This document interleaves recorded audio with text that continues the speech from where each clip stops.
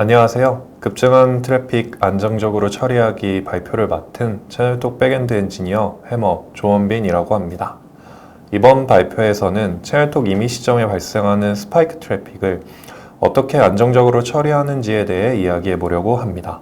시작하기에 앞서서 이번 발표는 저 외에도 약 4개월 동안 주요 업무와 병행하며 이 프로젝트를 함께 작업해온 두 개발자분이 계신데요. 두 분에게도 깊은 감사의 말씀 드립니다. 목차입니다. 처음에는 배경 및 문제 정의에 대해서 이야기하고 그 다음은 어떻게 해결했는지 아키텍처 개요에 대해 설명합니다. 이번 발표에서는 다루지 않는 기능들을 설명하고 실제 구현 디테일들을 알아볼 예정입니다. 마지막 결론에서는 처음 배경 및 문제 정의에서 이야기했던 문제에 대해서 실제로 풀었는지까지 확인해 보도록 하겠습니다. 채널톡은 약 20만 고객사가 사용하는 B2B SaaS 제품으로서 다양한 형태의 트래픽을 같이 받습니다. 특히 임의 시점에 발생하는 스파이크 트래픽이 꽤나 까다로운데요. 아래와 같은 상상을 한번 상상해 봅시다. 실제 백엔드 엔지니어라고 생각하고 어떻게 구현하실지를 고민해 봐도 좋을 것 같아요. 첫 번째, 채널톡을 도입하고 고객사가 가지고 있는 고객 데이터를 채널톡에 업로드해서 관리하고 싶어요. 고객은 약 100만 명 정도입니다. 두 번째, 최근 구매 금액이 10,000원 이상인 고객들에게 프로모션 이벤트를 진행하고 싶어요. 대상 고객은 약 10만 명이에요. 세 번째, 내부 태그 정책이 바뀌어서 1년 동안 진행한 상담에 일괄적으로 A 태그를 부착하고 싶어요. 저희는 이를 모두 벌크 액션으로 취급하고 한 번의 버튼 클릭으로 이미 트래픽을 수십만 혹은 수백만에 발생시킬 수 있는 벌크 액션으로 취급하고 있습니다. 이러한 벌크 액션은 각 기능, 각 도메인, 각 서비스마다 각자 다른 방식으로 해결하였고 이렇게 개발이 지속될수록 추가적인 문제들이 같이 발생했습니다. 첫 번째로는 매 벌크 액션 기능마다 통일된 인터페이스 없이 구현되어 패턴이 제각각인 부분이었고요. 두 번째로는 특정 큰 고객사의 요청이 마무리될 때까지 다른 고객사의 요청을 처리하지 못하는 경우가 있었습니다. 이 문제를 헤드 오브 라인 블락킹 문제라고도 하는데요. 이러한 부분은 페어니스 지원이 필수적으로 필요합니다. 마지막으로는 특정 고객사의 큰 요청이 실제 전체 서비스 품질에도 영향을 미치는 경우가 있었습니다. 이 문제는 전체 서비스 품질에도 영향을 미칠 만큼 큰 문제이기 때문에 저희 쪽에서는 온도 높게 봐야 되는 부분이었습니다. 기본적인 벌크 액션의 특성과 앞서 설명드린 문제를 기반으로 이 프로젝트에 대해 6가지 문제를 정의했는데요. 발표 마지막에는 말씀드린 것처럼 이후 저희가 풀었던 해법을 기반으로 다시 한번 이 문제가 잘 해결되었는지 확인해 봅시다. 실제 해결을 위해서 저희는 어떠한 아키텍처를 설계했는지 어떤 식으로 접근했는지를 알아보려고 합니다. 구현 관련 디테일은 이후 목차에서 더 살펴볼 예정입니다.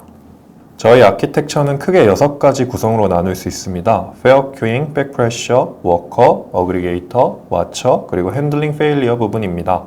각각 설명드리도록 하겠습니다. 페어 큐잉, 고객사는 벌크 액션 요청을 하고 서버에서 이를 전달받으면 저희는 해당 벌크 액션을 작은 단위의 태스크로 잘게 쪼갭니다. 그리고 이 태스크들이 잡큐에 들어가면 저희가 세운 우선순위 알고리즘에 따라 전체 고객사 요청과 함께 관리됩니다. 이때 큰 고객사의 요청이 전체 자원을 소모하지 않도록 페어니스를 보장하도록 합니다. 전체 자원을 소모하지 않기 위해 주요한 방법 중 또 하나는 특정 요청 수준을 넘는 요청이 올 경우에 잠시 대기하는 방식을 채택했습니다. 레이트 리미팅 기법을 이용해 스로틀링이 걸리는 동안 실행되지 않고 잡큐에서 다시 머물 수 있도록 구성했습니다. 워커는 실제 태스크가 실행되는 고루틴 워커로서 실패 시에 다시 잡큐로 태스크를 삽입하는 역할을 맡습니다. 어그리게이터는 특정 벌크 액션의 모든 태스크가 끝나면 이를 비동기적으로 클라이언트에게 보내줄 수 있도록 결과를 합치는 구현체입니다. 이는 모두가 잘 아는 맵 리듀스 인터페이스를 의도적으로 작성해 구현할 수 있도록 하였습니다. 마지막으로는 분산 시스템 환경에서는 어떠한 실패도 일어날 수 있다고 가정하는 게 좋습니다. 그렇다면 이러한 실패를 잘 처리하는 방법은 무엇일까요? 그렇다면 고객의 요청을 놓치지 않고 처리하기 위해서 저희는 어떻게 해야 될까요? 특정 잡에서, 특정 태스크에서 특정 서버로 보내는 요청이 네트워크 분단으로 인해 수행되지 않을 수 있습니다. 클라이언트 측의 잘못된 잡 구성으로 실패할 수 있습니다. 예상치 못한 오류로 워커가 패닉에 빠질 수도 있습니다. 이러한 문제를 예시로 해결하는 방법에는 여러 가지가 있지만 저희는 고객의 요청이 빠짐없이 실행되기를 기대합니다. 실패했다면 이를 잘 기록해서 보장해야 합니다. 저희는 acknowledgement, retry, enlistment 시멘틱 등을 이용해서 이를 보장하도록 합니다. 자세한 구현은 추후에 설명하도록 하겠습니다. 실제 구현 디테일을 알아보기 전에 이번 발표에서 다루지 않는 기능에 대해서 설명해 드리겠습니다. 동적 흐름 제어. 기본적으로 벌크 액션은 외부 서버로의 부하 요청이기 때문에 이 또한 RPS 조절이 되어야 될 수도 있습니다. 이러한 태스크의 평균 레이턴시를 추적해서 추가적인 동적 흐름을 제어할 필요도 있을 수 있지만 이러한 구현은 이번에 다루지 않습니다. 클라이언트의 중복 요청. 클라이언트가 동일한 태스크를 여러 번 보내는 경우 저희는 아마존 SQS 등에서 지원하는 Deduplication ID 기능을 따로 제공하진 않습니다. 이번 구현에서는 클라이언트가 이를 신경 써서 구현해야 합니다. 역등성. 클라이언트가 제공하는 잡은 enlist-once 시멘틱 하에 여러 번 시도될 수 있습니다.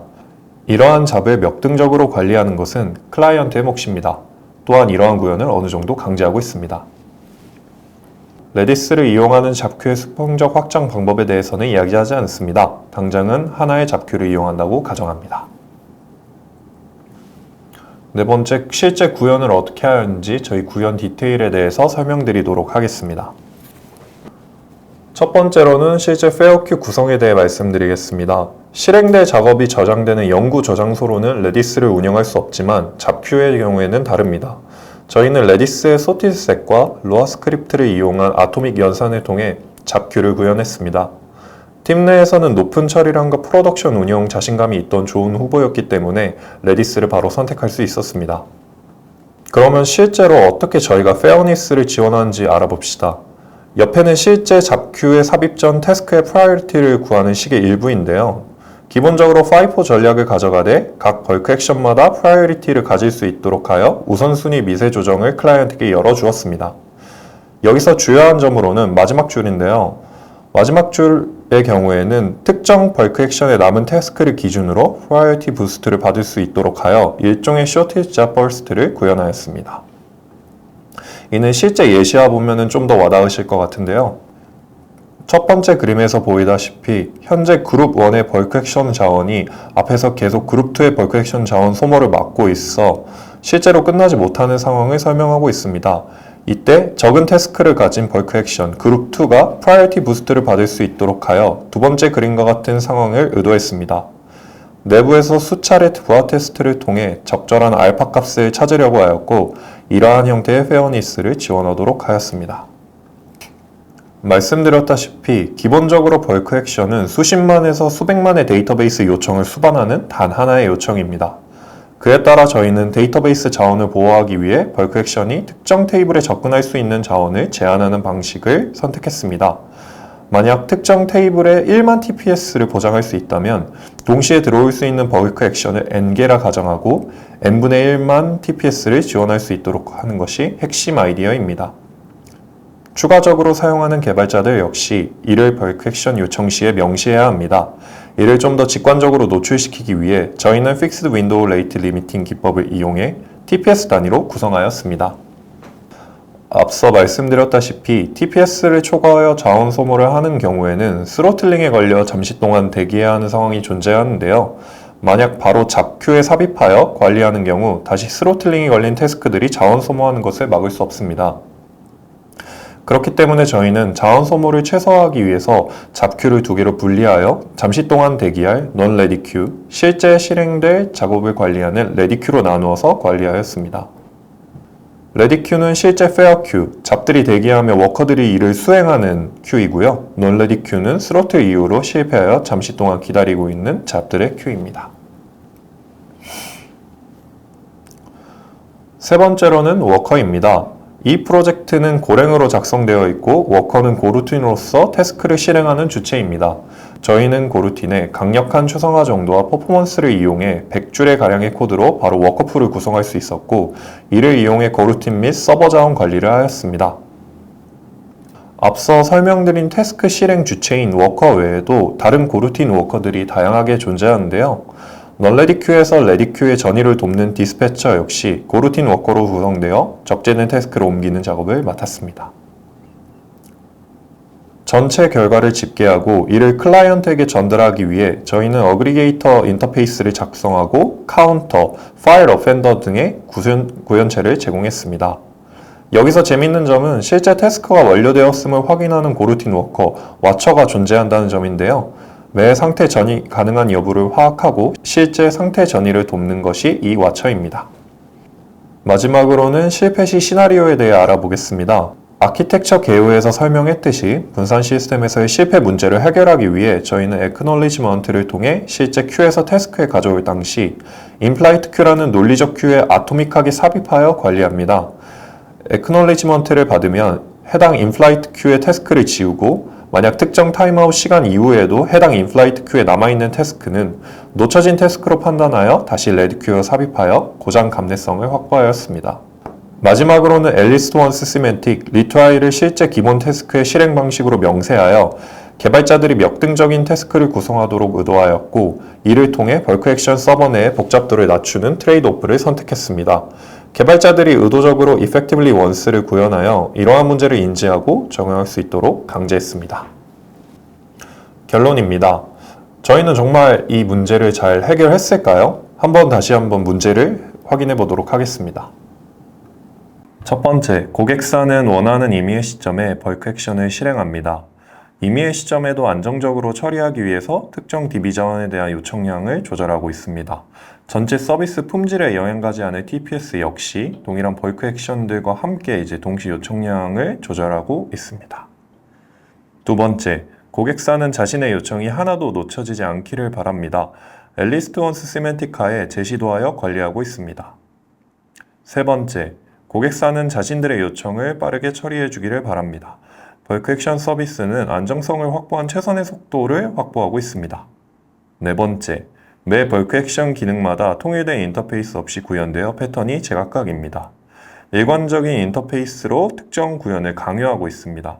안정적인 트래픽 처리를 하기 위해 애플리케이션 개발자는 반드시 해당 요청의 RPS를 고려해야 합니다. 다섯 번째, 특정 큰 고객사의 요청이 마무리될 때까지 다른 고객사의 요청을 처리하지 못하는 경우가 있습니다. 페어 큐잉을 통해 지원합니다. 기본적으로는 FIFO 전략을 표방하고 있지만 해당 고객사의 요청은 정해진 RPS를 준수하며 실행되지 못한 넌레디 큐에서 대기하기에 자원 소모를 최소화합니다. 여섯 번째, 특정 고객사의 큰 요청이 전체 서비스 품질에도 영향을 미치는 경우가 있습니다. 전체 서비스 품질에 영향가지 않을 전체 자원 확보가 필요합니다. 다만 추후에는 여유가 있을 경우에 해당 자원을 더 끌어다 쓰는 똑똑한 방법이 필요해질 수 있습니다. 저희는 이러한 방식으로 벌크 액션 문제를 해결했는데요. 하지만 아직까지도 남아있는 과제들이 몇 가지 있습니다. 아까 이전에 말씀해 드린 것처럼 자큐의 수평적 확장, 동적 흐름 제어는 현재 필수인 부분이고요. 추후에는 값산 저장소 쓰기 등도 같이 필요해질 수 있습니다. 감사합니다.